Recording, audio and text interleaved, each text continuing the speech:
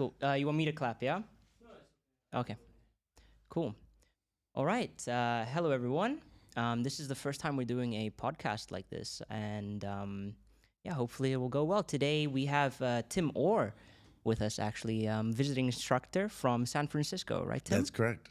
Yeah, and he's been doing improv for quite a long time, and he's visiting us here in Dubai at the Courtyard Playhouse.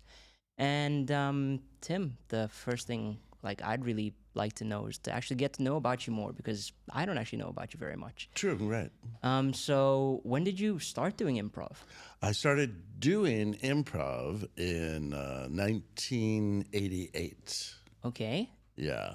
I was an actor already, and I went with a group of 5 people. We went to see an improv show in San Francisco, sort of early on in improv, and we just loved it, especially people who took it a little more seriously and played scenes and characters, and I signed up to take a class, I think, the next day. Awesome. And then it just spiraled on from there. Yeah, eventually it became what I did as an actor, as opposed to also doing regular plays and TV and movies. Okay. You know, I still did that stuff for some years, and then eventually said, you know, I enjoy doing improv more than anything else.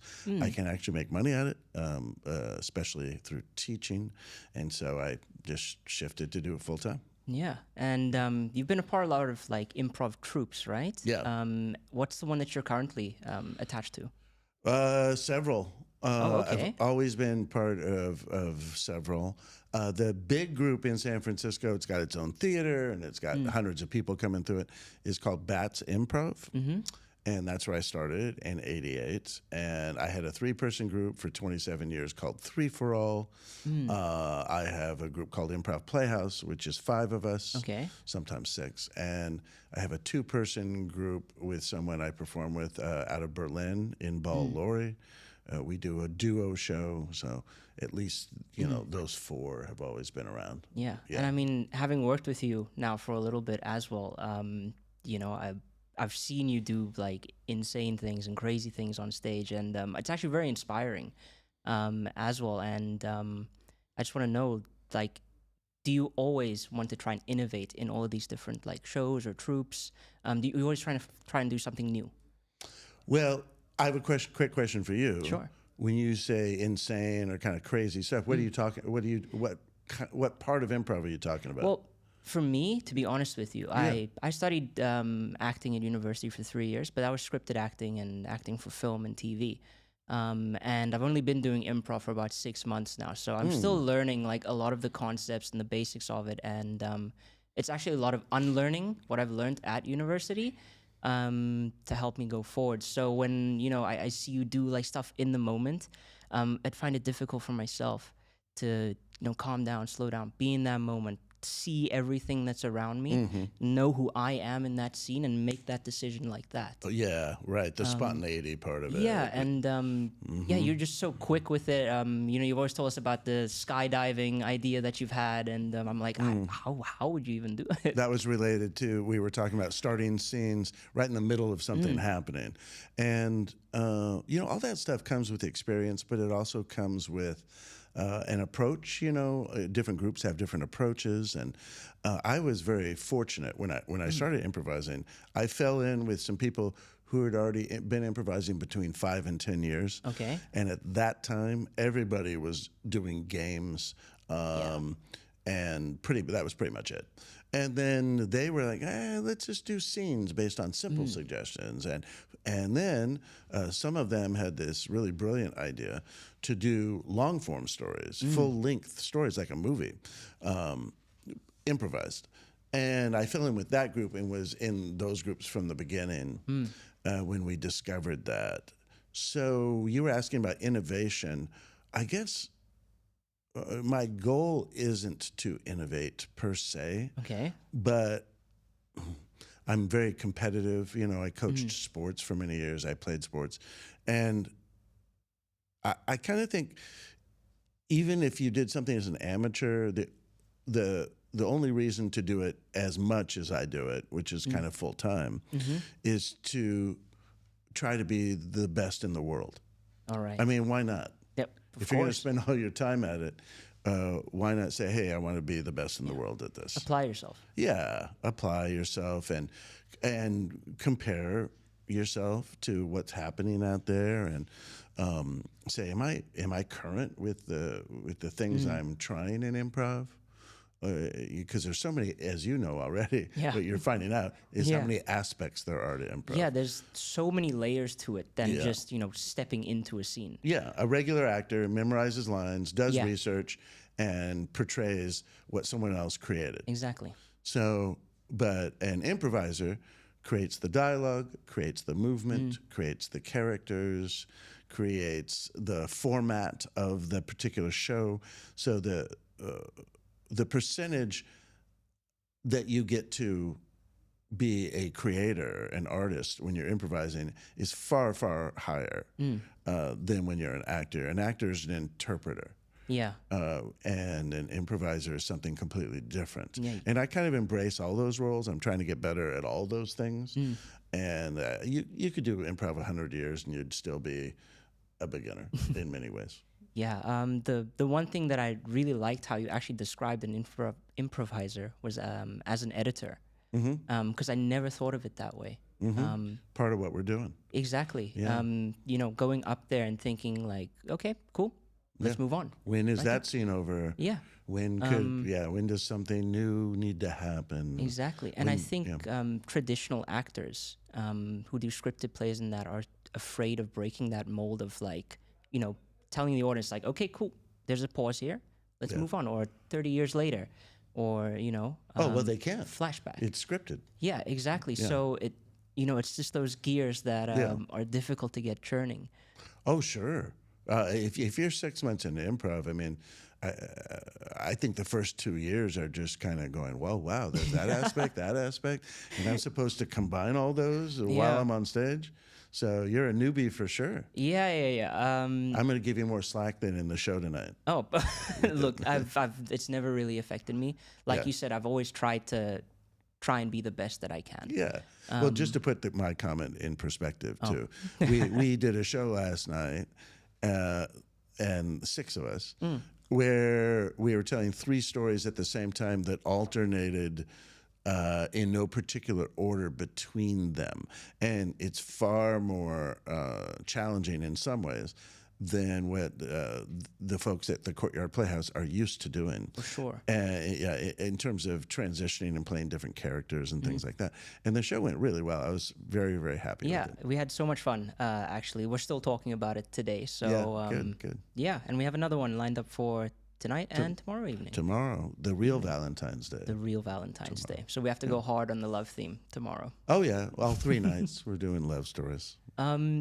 Yeah, I actually wanted to talk to you about long form as well, Tim. Because when I first came here, like they put me in a maestro, and or actually maybe we should talk about what a maestro is for the people that are listening first. Yeah. It was obviously a format created by Keith Johnston. Yeah, I believe so. Yeah. Where we get about 10 to 15 players up on stage. They do short form scenes. I haven't seen anywhere else in the world do it, only here in Dubai at the Courtyard Playhouse. But we mainly focus on the games aspect of it in Maestro. And then the scenes are rated on a scale of 1 to 5. People get eliminated. And at the end, we have a Maestro. And I wanted to hear your experience about Maestros internationally, actually. Well, Maestro, Guerrilla, Super Scene.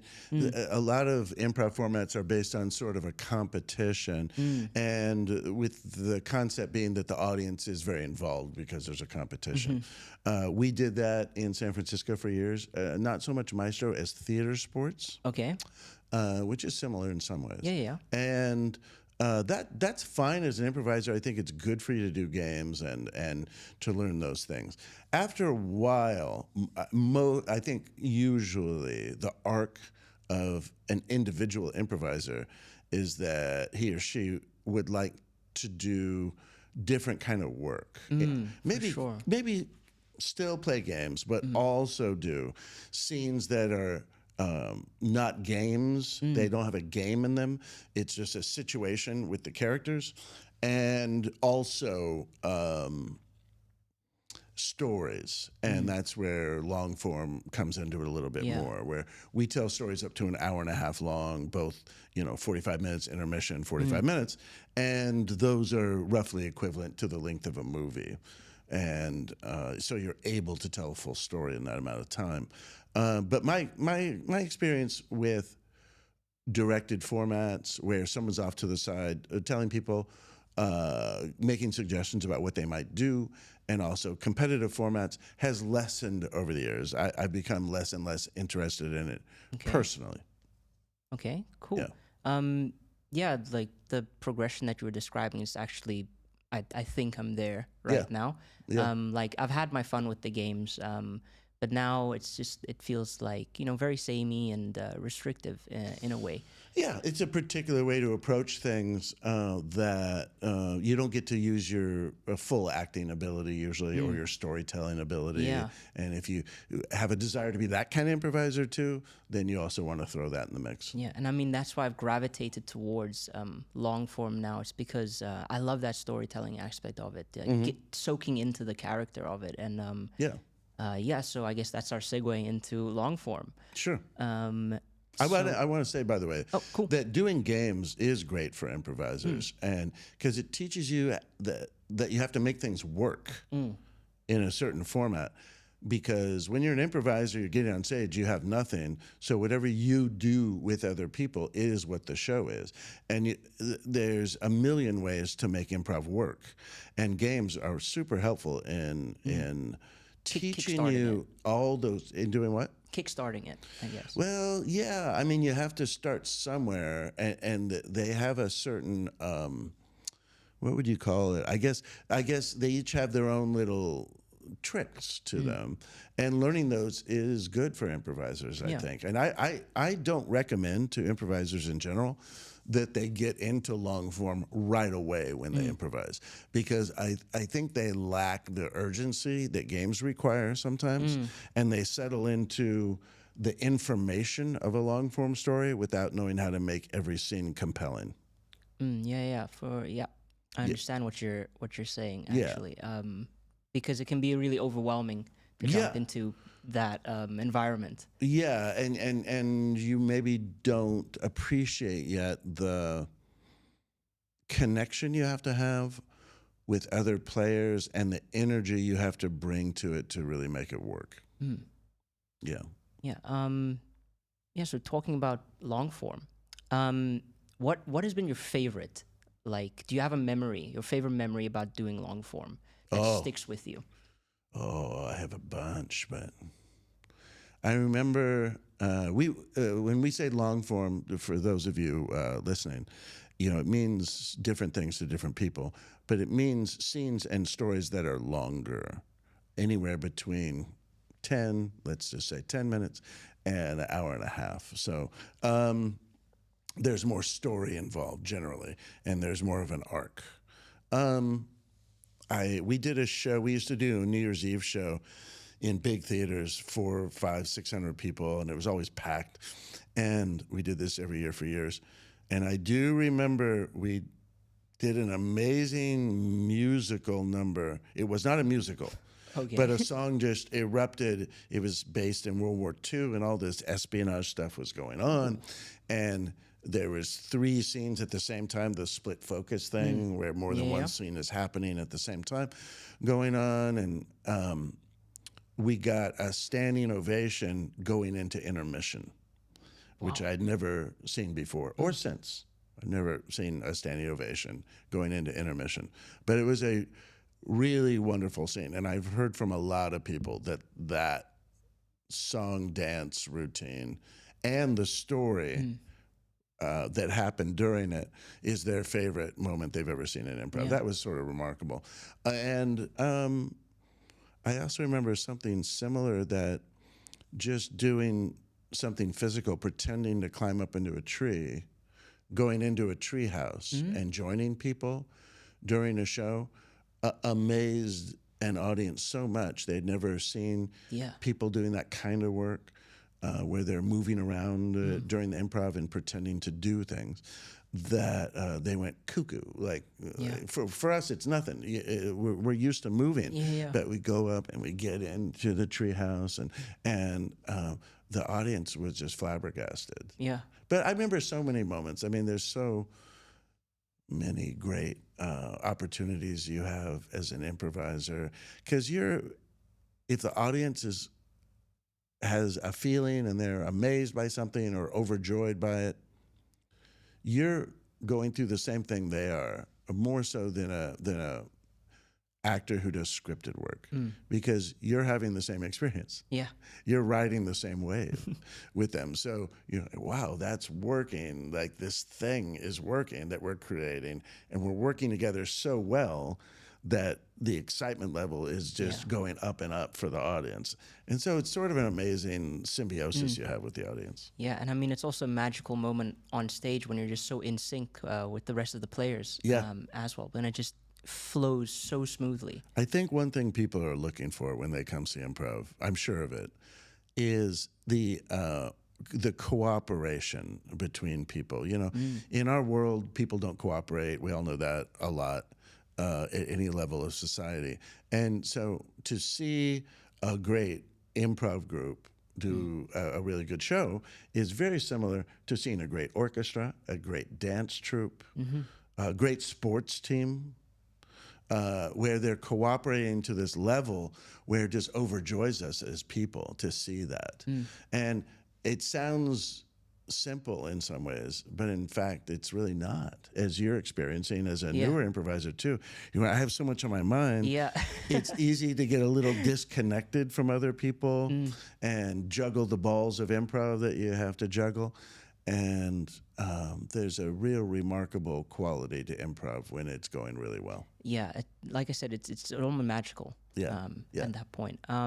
Cool. I'd love to pick your brain more, Tim, but we actually have some questions from people that we sent on social media. From actual people? Yeah, from real life human beings, supposedly. Okay. You should tell the audience that you are a robot before you... I am ChatGPT's representative. Cool. Unfortunately, I don't have any names attached to these questions. That's all right. But the first question is, what do you wish improvisers in America knew about the Middle East region? Wow, what? That's a funny question. Yeah. That's not the kind of question I expected. What do I wish they knew about it? I don't know. I mean, I guess like any opportunity to travel and see places and meet people firsthand, you develop a much deeper appreciation. Excuse me. It's all right. We'll edit it out. There's each country has its own propaganda about other countries that serves the government or whoever else is in charge. The United States has a lot of propaganda about other places, including the Middle East. And when you are lucky enough to be able to travel and meet people and see what the situation is more or less, depending on how much of the country you see and how many people you talk to, I feel like I always have a better appreciation and maybe understanding that people are more similar than different. Yeah. And the people are different, but they're more similar than different to me. And when you accentuate the differences in a negative way, you're promoting racism and all these kinds of thoughts that allow governments to, by brainwashing you, to get what they want from you. Exactly. So that's what I think. I can say this freely. You know, the United States does have free speech for some people more than others, and so I do feel fortunate in that regard because a lot of countries don't have that. But the United States still has a lot of propaganda and a lot of stupidity when it comes to other parts of the world. So what I would wish for them is that they could get to know it personally. Yeah. Get a deeper insight of it. Yeah, I guess. Cool. And yes, then that was a much better way to say it than what I just said. My answer was like 4 minutes and yours was 10 seconds. It's all right. Try not to show me up. You've been doing improv for 6 months. I'm trying. I'm trying my best, Tim. I'm trying to make you look good. Keep trying. Okay, this is more of a learning question. How do you continually evolve as an improviser? Probably having some humility Mm? regarding the craft you're doing, which fortunately in improv, no matter what your level is, you're going to have some shows that just aren't as good as you would like. Mm. So the humility presents itself. Yeah. Again, it's a lot like sports. Yeah. I really enjoy a lot of athletes that I know. And when I played sports, I enjoyed it because they lose a lot. Mm-hmm. They're really good and they try really hard, but they're used to losing a lot. And that gives you a motivation to get better, but also, it's just part of the game. Yeah.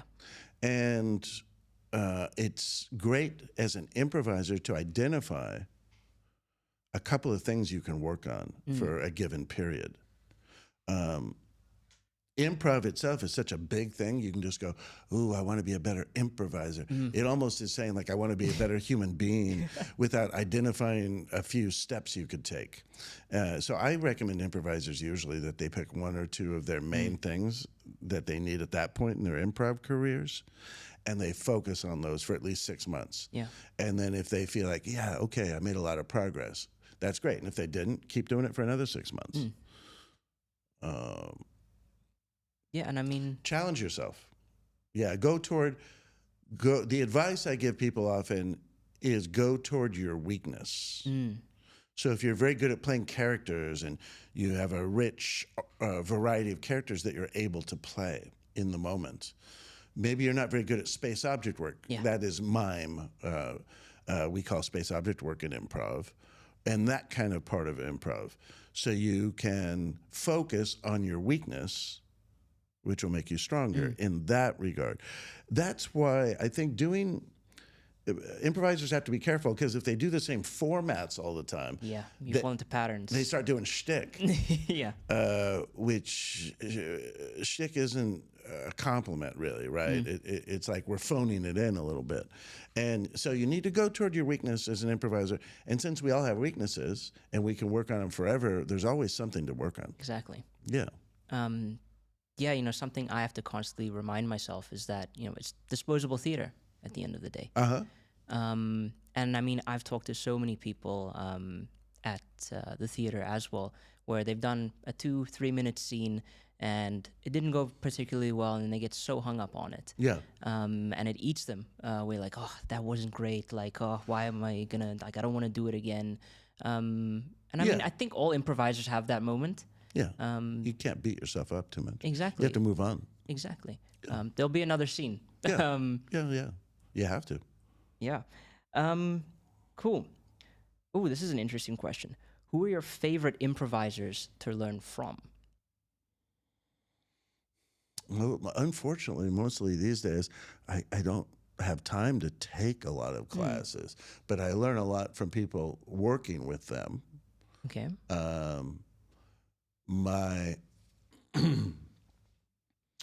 I consider myself extremely lucky, because my favorite improvisers in the world are also the people that I'm performing with.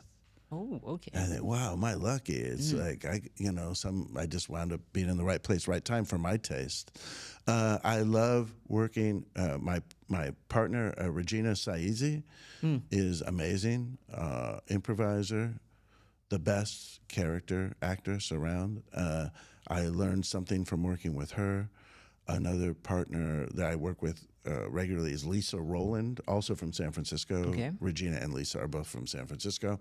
We're all in the same group, Improv Playhouse. She's a tremendous performer. I love working with her. I love working with Inbal Lori, my duo partner from Berlin. She's an amazing improviser. They're my three. If you ask me to rank top women improvisers in the world, it'd be 1, 2, 3. Awesome. And that's not, obviously, that's not objective. But it's not completely subjective, because I watch a lot of improv. My partners in 3 for Alpha for many years, Rafe Chase and Stephen Kieran, are really amazingly talented in their own ways, and have taught me a lot over the years.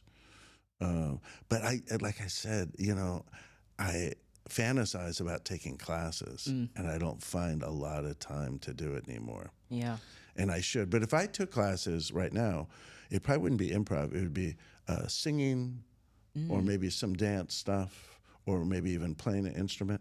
So it'd be stuff that I could use in improv, Yeah. but wouldn't be improv per se. Yeah. Yeah. So, did I answer your question? You on that did. one? I think you did. Okay. If you guys are interested in those people, then for sure you can look them up and Yeah, you know, they're all see- very well known. Yeah. exactly. Yeah. And yeah, favorite's such a subjective word. Yeah. Right. Right. Totally. Yeah. And then someone's asked here, what skill and talent do you admire the most in an improviser? Being self-possessed. That is not playing for the audience too much. Yeah. Being grounded in their character and the situation. Not caring as much how it's received as how they get in the moment and notice what's going on continuously as they move through a scene or story. And I love that quality. I always have. I love it in dancers. I love it in singers. It's so. I guess if you were gonna put this differently, it would almost be like the way you sing in the shower is the way you sing in front of 50,000 people. Yeah. Or the way you dance at home alone is the way you dance in front of the public. Yeah. And that's just a quality I really love. I don't have it all the time. I know people who have it a lot more than I do, but I try to do it. I try to say, forget about the audience. I'm not here for the audience. I'm here for my partners I'm improvising with, and we will do our thing. And if we do it well enough, with enough skill and energy, the audience is going to go along for the ride. Yeah. So I try not to give too much of my energy toward the audience while I'm performing. I've noticed that, and Oh, good. when I first started out, I remember I was thrown into a maestro, and I knew absolutely none of the games, zero of the stuff, and I mean the only thing that sort of kept me afloat is like my actual training in acting. And it was the most fun that I had because I knew absolutely nothing. But on that day and the few ones after it, I was obsessed with playing for the crowd in front of me. Yeah. You know, you're chasing that laugh, Yeah. and that 5 out of 5. Yeah. And then like, I don't know, I got really hung up on it. I was like, I'm not funny, like they're not laughing and all that stuff. And then I can't remember who it was, but someone said, like, it's not about being funny. Yeah. Just be honest. Yeah. And that really like struck a chord with me. And then working with you as well, like when you're telling us like, you know, look at each other on stage, connect with your fellow players. You're here for these people that you're with right now as much as those people in front of you. More so, I think. Yeah. Yeah, more so. Yeah, and that actually resonated with me more. Yeah. Yeah, you come from an acting background. Yeah. So that makes sense. Yeah. And now with that mind shift, that philosophy, I've actually found being up there more enjoyable, more fun Good. than before. I do too. If I can forget about the audience and be in my character's head, like thinking like my character, and feeling the emotions of the character, that's my happy place as an improviser. That's when and it also ultimately brings more humor than trying to be funny does. Yeah. And it brings more other things too, as well as humor, to stories. But it's a quality I've always enjoyed in performers. And if you think about it, or at least this is the way I see it, if the most self-possessed of any performers, pretty much, I'm just talking off the top of my head, are rock stars. They don't give a damn. They really don't. If you like them or not. They're sitting there, they're looking down at their guitar, they don't care. They're not necessarily wearing nice clothes or anything. They're just doing their thing. Yeah. And I always encourage improvisers to try to develop that attitude. Here I go, I'm doing this show. Hope you enjoy it, but if you don't, I could really care less. I'm moving on to Boston tomorrow. And I think that improvisers need that attitude because we're sometimes consider ourselves less than other theatrical. Yeah, for some reason. Oh well, we're still in the phase of improv where people perceive it often more like stand up than Yeah. theater. Makes sense. And so you're judging yourself solely, you just mentioned this, Yeah. on how funny you are. Yeah. But a lot of people do improv aren't funny. My wife Regina says, if you were that funny, you'd do stand up. So quit trying to be funny as an improviser. And she's absolutely right. Yeah. It's painful to watch people who aren't that funny try to be funny. Use your other skills and the humor will come out of that. But anyway, yeah, I think of rock stars when I think of the attitude that I'd like to help improvisers foster in themselves. Yeah. Yeah. And then aside from improv, someone's actually asked you, who are your role models in life? My role models in life? Yeah. Dang, these are hard questions. Yeah, they're really thinkers. Yeah. I certainly have heroes. Maybe most of them are sports people. I'd really have to think. Certainly in music, I love Joni Mitchell. Oh, Joni Mitchell is a very unique person, what she's done for music, and especially women musicians, but everybody. Cat Stevens is another person. oh my gosh, he's amazing. Yeah, and he has done something, I don't know personally of anyone who's ever done this. He's completely changed his life twice. He was a young pop star in England. Really? And yeah, and he wrote a song. No, people don't, you should read about him. I didn't know that, yeah. Yeah, and he wrote a song that became a #1 hit, and he immediately went away from music, which is what Joni Mitchell did too.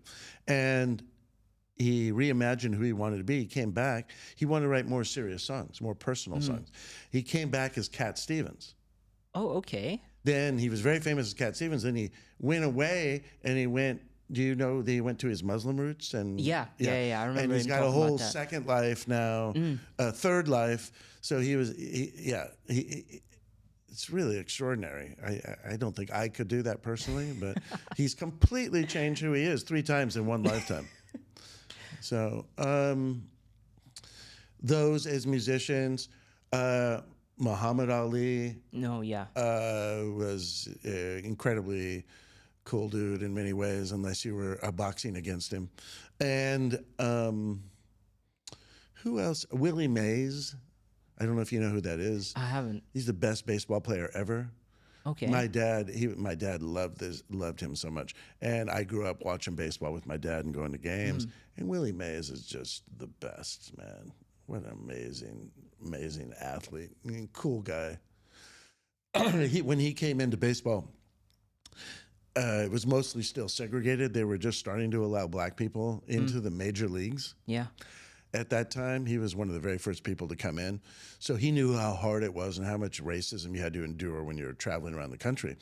And he kept, at his home, in his basement, he kept, I've heard, like hundreds of suits. Okay. Like 2- and 3-piece suits and nice shoes.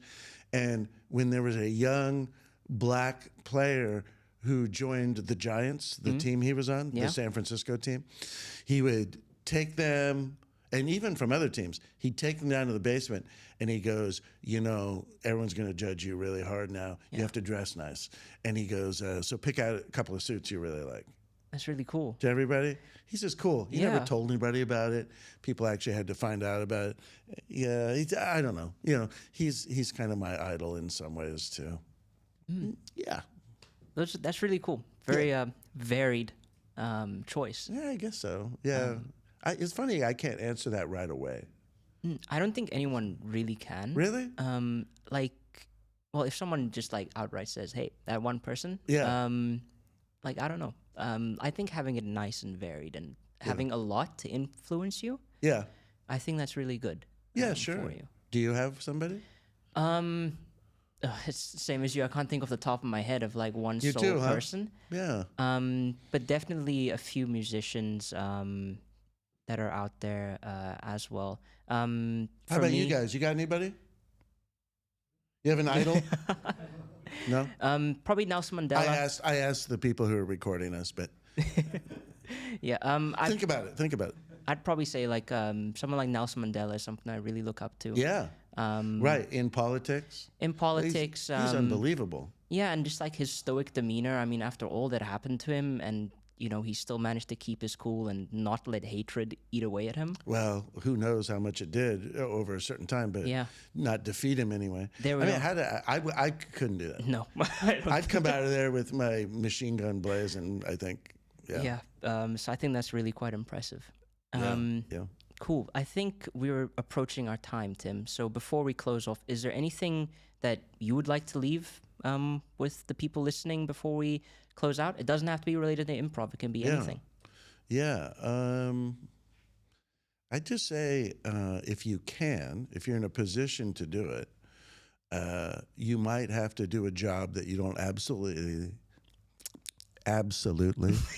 love to make money, which of course happens to pretty much everybody. But if you also have extra time, try to gravitate toward doing something with other people that you truly, truly love to do, that excites you, whenever you think about it, that you would do for free. And if you're able to turn that into a business, hey, you're a lucky person. But even if you're not, gravitate towards something that you really, truly love doing with people you enjoy doing it with. And could be that improv is one of those things. So try out. There we go. Yeah, try out some improv. You might love it more than you think. You might wind up like a lot of people I know in San Francisco, doing it as a hobby 30 hours a week. So 30 hours a week. It's just people who have these important full-time jobs at Google and Facebook and everything, and they're still doing improv every night of the week, right? Wow, it's impressive, actually. Full-time hobby. Yeah. Well, they love it. And I think that's always great advice for people if they're able to do it. And also question everything, because there's so many stupid leaders in the world right now, and it's going to get worse, obviously, for various reasons. Be smart and question things, because it's going to get difficult. So don't accept what people tell you. Awesome. Thanks, Tim. It was lovely talking to you. Good talking to you. Yeah. You newbie, you. I didn't know you were only 6 months. I don't think I would have let you be in the show if I knew. Fake it till you make it. Oh, yeah, there you go. Thank you. Number one rule of improv, people. Awesome. Thank you very much. This has been our time.